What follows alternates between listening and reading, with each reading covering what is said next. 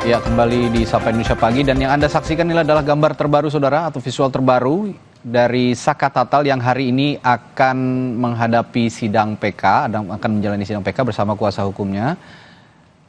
Tadi juga kuasa hukumnya sempat berbincang bersama kami dan mengungkapkan ada beberapa novum baru yang juga diajukan menyusul menghadapi sidang peninjauan kembali.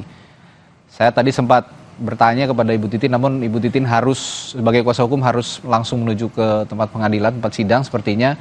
Saya sempat bertanya soal optimisme dan kalau melihat dari pernyataan-pernyataan Bu Titin tadi, termasuk dengan novum yang baru yang diajukan oleh kuasa hukum Saka Tatal, ya sepertinya tampaknya cukup optimis ya untuk menghadapi sidang PK hari ini. Saya kembali Bung Jutek, Pak Jutek, kalau tadi melihat optimisme dari Saka Tatal begitu ya, dan Anda juga memantau, saya yakin memantau hasil sidang PK meskipun ini baru pemberian pengajuan begitu, nanti kan putusannya bukan ada di pengadilan melainkan ada di Mahkamah Agung. Bagaimana Anda melihat ini optimisme seorang Saka Tatal dalam menghadapi sidang PK-nya? Bung Satrio, sebelumnya mohon izin, saya pamit undur diri dulu ya. Oh, jadi gini, Mas. Bung Pitra ada giat lagi. Ya, ada giat lagi. Mohon izin pamit ya. Oke. Oke. Ya. Kalau begitu nanti kita akan hubungi lagi Bung Pitra untuk meminta perspektifnya juga dari sebagai kuasa hukum Ibtu Rudiana yang juga punya kepentingan saya yakin untuk memantau sidang PK ini. Baik, terima kasih Bung Pitra kalau begitu. Baik, sampai jumpa lagi. Terima kasih. Salam sehat buat kita semua. Ya, Pak Jutek, tadi saya tanyakan melihat optimisme dari Saka Tatal dan kuasa hukumnya, bagaimana melihat ini?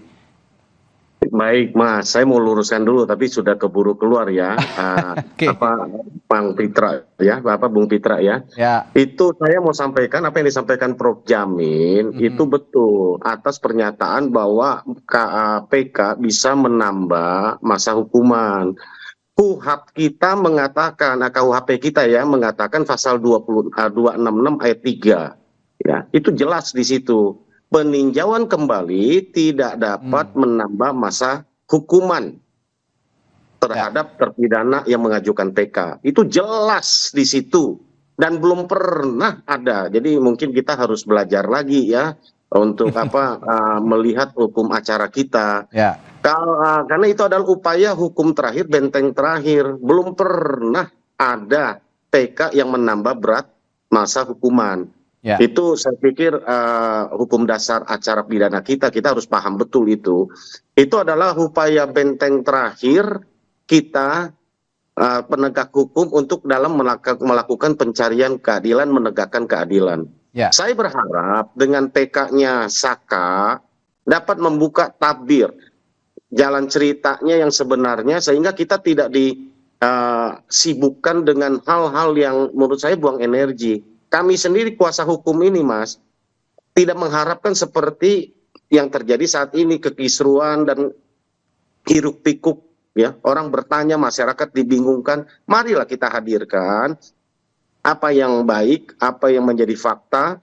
Mudah-mudahan harapan kami PK-nya Saka ini dapat membuka sesuatu yang baru. Ya, kalau kita bicara kejanggalan banyak sekali. Saya sampaikan ya, seperti kan kita di PK ini nanti Prof. Jamin bisa sampaikan bahwa alasan PK selain novum ada ketidaksesuaian putusan dengan satu dengan yang lain saling bertentangan dan yang lain kami bisa hadirkan. Di dalam faktanya itu kan ada 3 putusan. Putusan 03 PN Cirebon, putusan 04, putusan nomor 16. Itu ada 3 putusan. Coba didalami. Kami temukan paling sedikit lebih dari 3 atau 5 perputusan yang tidak menurut saya saling bertabrakan, inkonsistensi putusan satu pada perkaranya sama, saksi yang dihadirkannya sama, kemudian keterangannya bisa berbeda. Ini juga menurut kami, pandangan kami seperti hanya mengejar formalitas. Yang disampaikan kemarin itu seolah-olah itu copy paste itu benar untuk hanya mengejar formalitas dari putusan. Mari kita uji. Ya, kalau kita lihat di TKP, ada nggak petunjuk langsung yang mengarah kepada klien kami ini pelakunya? Ada tes DNA nggak? darahnya darah siapa, kalau ada perkosaan itu sperma siapa, di lokasi TKP apakah ada ditemukan darah, di lokasi perkosaan dan pengeroyokan ya. Nah, kemudian apakah lokasi itu benar terjadi pengeroyokan, kan kelihatan itu tanah kosong, bekas tanahnya, di temboknya apakah ada bekas tanah, bekas telapak tangan, dan yang lain. Tetapi faktanya, kami punya foto, punya buktinya, dan hasil olah TKP pertama kami punya buktinya. Bahwa hanya ada darah keluar dari sekitar helm, tempat di mana jenazah tubuh Eki ini ditemukan. Dan fakta yang lain adalah lukanya itu hanya sebelah kanan semua. Motornya pun rusaknya sebelah kanan semua. Seperti yang kita sering sampaikan, secara logika, betul nggak kalau membunuh itu nanti dia goyang-goyang, kita pilih sebelah kanan baru tusuk, kita pilihin. Ya itu yang disampaikan lah. Menurut saya mari kita bermain memikir secara logik apa yang sesungguhnya terjadi. Apalagi di lokasi TKP ditemukan ada di kira-kira 20 meter apa 10 meter dari situ ya, berapa meter lah ya, beberapa meter dari situ, itu ada dugaan daging di baut ya, salah satu baut di jalan ada daging tubuh dari korban ini. Kita lihat memang, dan kita lihat ada goresan dari situ ya, di jalannya, aspalnya, menurut olah TKP. Itu yang kita minta polisi, coba dipelajari dan diulang kembali peristiwa itu, apakah pembunuhan ataukah kecelakaan. Karena kalau kita berfokusnya terus kepada pembunuhan, dan sementara fakta yang kami hadirkan sekarang ini, pembunuhan itu kita anggap hampir dapat dipastikan tidak ada, oleh karena saksi yang melihat pembunuhan itu semua sudah mencabut. Apakah kita terus mau melanjutkan apa yang sudah kita mulai 2016 lalu? Itu aja, Mas. Baik. Gitu. Ini menarik karena arahnya sekarang justru dari, setidaknya dari Anda sebagai kuasa hukum para terpidana yang saat ini sedang menjalani hukuman, perspektif peristiwanya bukan pembunuhan begitu ya, Pak Jutek, melainkan sepertinya kami condong ke kecelakaan begitu ya. Kami sudah hampir 100%, sudah 99,9% meyakini ini adalah kecelakaan. Ya itu tadi saya sampaikan, dari bukti luka tubuh korban dua loh ya, dua-duanya lukanya, semua sebelah kanan. Motornya rusak sebelah kanan. Di lokasi darahnya hanya ditemukan di lokasi kecelakaan.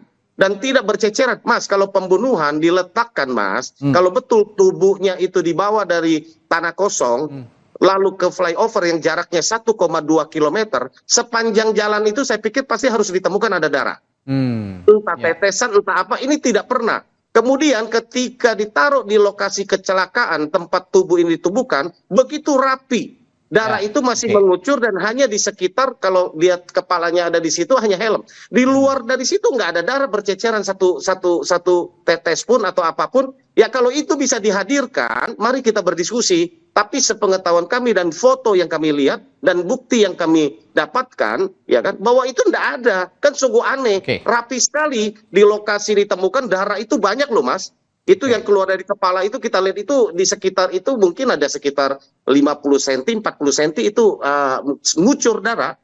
Saya sungguh pikir hebat sekali ya membawa orang 1,2 km tubuhnya, apalagi katanya didudukan Vina itu di motor, di dalam forensik visum yang dihadirkan, kakinya hancur. Kakinya hancur. Saya bingung gitu loh, mendudukannya, apalagi yang mendudukan itu membawanya ini adalah DPO yang sampai saat ini belum tertangkap. Dani dan Andi gitu loh, Mas. Ini fakta-fakta yang saya buka sedikit lah supaya masyarakat dapat melihat gitu. Kita berharapnya Bung Pitra sebagai kuasa hukum Ibtu Rudiana tetap ada di sini tadi, karena saya akan tanyakan sebetulnya kepada Bung Pitra, karena Ibtu Rudiana lah yang melaporkan hal ini sebagai peristiwa pembunuhan begitu awalnya begitu. Nah, kalau saya mau bisa tanyakan ke Prof Jamin, kan Ibtu Rudiana yang melaporkan peristiwa ini sebagai peristiwa pembunuhan, sedangkan Pak Jutek tadi menganggap bahwa 99% meyakini bahwa ini sebenarnya tidak ada peristiwa pembunuhan dan kecelakaan.